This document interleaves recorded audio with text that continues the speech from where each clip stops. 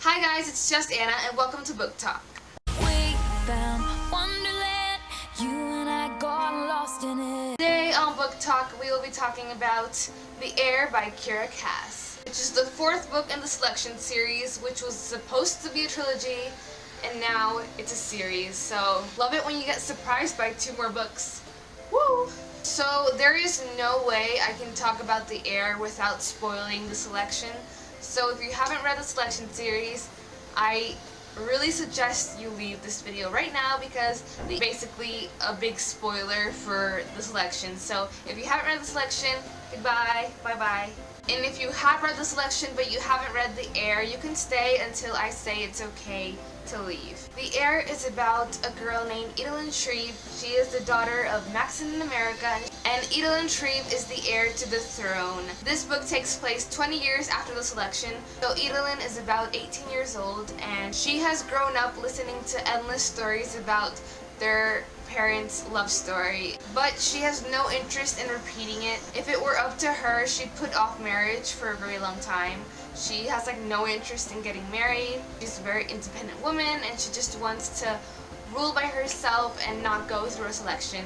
But unfortunately that's not the case. She has to go through the selection process, and I really enjoyed this book. I gave it a 5 out of 5 stars. This book was everything I hoped for and more. I went into this book with very low expectations and a very open mind, because you can easily get too excited for this book and not love it because you would be disappointed by some things. But I had an open mind when I went into it because you never know what could happen in these series. But I loved this book. I absolutely loved it. I loved Edelyn's character. I know a lot of people didn't like Edelyn's character because she was spoiled or bitchy. I actually was very entertained by her attitude. I kind of relate to her in a lot, but I could actually understand why she's that way and why she's spoiled, and it makes a lot of sense. But she does go through changes, so I don't know, I just think she spices up the book with her attitude and I love it. If you haven't read it, I suggest you leave now, because now I'm going into the spoilers of The Heir and I'm going to talk about it more deeply. So if you haven't read it, goodbye, bye-bye, go read it, it's awesome. So first of all, when I started reading, and literally on the first page you can see how spoiled and bratty Edelyn is going to be, and it kind of worried me at first, but as I kept reading I began to really love her character, and she does go through changes and I found it really entertaining. She grew up in a castle. She doesn't know what it's like to not have nothing like America did. She grew up as a 5, she didn't have all these luxuries that Edelyn has, and I could see why Edelyn is the way that she is. But she does grow and she starts to change throughout the book, and I found that really cool. So in the selection we have this annoying love triangle, and in this one Kiera just makes us love everybody. So you're so confused emotionally. You're just, what guy do I pick out of all these amazing guys? But personally, for me, I loved Kyle. Hashtag Team Kyle all the way and back. I love Kyle so much. Plus, he's a reader like us, so you gotta love him. We even love a guy that isn't a candidate. How can you love all these guys and you have to pick one at the end? I feel so sorry for real life bachelorettes that have to go through this. I couldn't go through this. I really like Eric and Heir as well. I really love their characters and they're really cool guys, and even though Eric is not part of the selection, I know something is going to happen with him, and I'm really scared to find out what's going to happen with Eric. But Heir is pretty cool. I also like Henry, but I don't see him as a couple with Edelyn. I just see him as a friend. But I really like Henry's character. He's so cute and adorable. I just love him. I just want to squeeze him and take him home. He's so cute. I think it's probably going to be Kyle at the end, but you never know. I love seeing all the old characters from the selection and this book, and how they take part in the castle and how they're all just one big family. I mean, Aspen and Lucy and Marley with her husband that I always forget the name of. Just love seeing them all together and how they have dinners and they're at parties and they're just so used to this royal life now. May is awesome. Aunt May, America's sister May, she's awesome. I love her character so much. It's exactly how I would expected it to turn out, because she was just so spunky and quirky in the first book. Now in this book, she's just her same self, but older, and she's just even better. So we find out that Kiera died, and they didn't even talk about it that much in this book, but when they said it, it broke my heart. Like, that's a big thing, and they just mentioned it like it was normal. Like, oh yeah, Kiera died, and she had heart problems, and I'm like, Kiera died? What?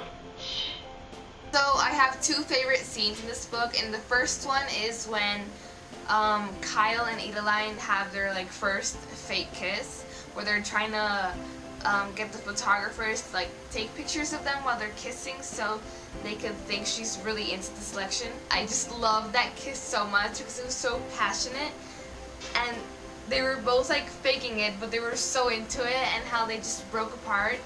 And then Kyle kissed her again, and It was perfection. I will never get over that kiss. Never.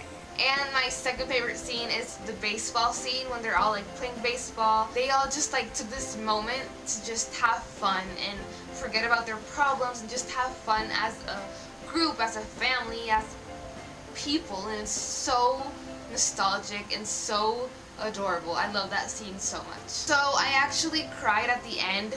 Which is so ironic because I'd never cry. I literally cry with everything. So of course I'm gonna cry at the end of this book with that horrible cliffhanger. I mean, I loved Edelyn and Aaron's relationship, and I was loving it. I was eating it all up. I mean, Aaron is like the best brother ever, and he does this horrible thing at the end. And my heart just broke while reading the letter that he left for Edelyn. It was shattering. My heart was shattered in a million pieces because, okay, I understand that he's in love with Camille and that he wants to leave because he knows he would do anything for Edelyn, and that if he stayed, he would have possibly even taken her place for her. But at the same time, you're leaving your whole family in the middle of chaos. Edelyn is so confused, and she needs Aaron right now because she clearly said that Aaron is her other half, like her brother is everything to her. And all of a sudden you just abandon her in the middle of the selection.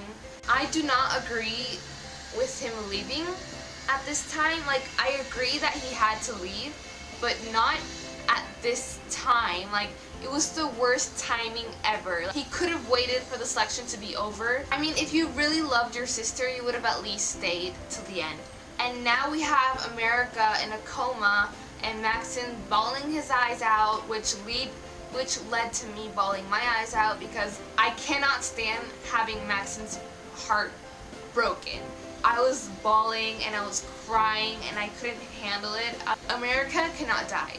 If she dies, she cannot die. I need the next book now, and now I have to wait till next year or whenever the book comes out. Tell me down below what were some of your favorite parts or some of the parts that you didn't like. I would love to know. I hope you enjoyed this review, and I'll see you next time.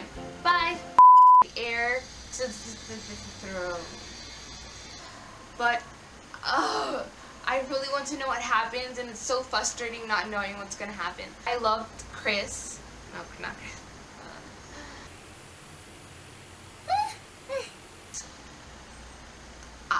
I don't know what I'm gonna do with my life if she dies. Like, she cannot die.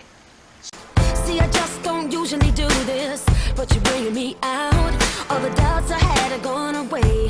When you're touching me, I'm not afraid.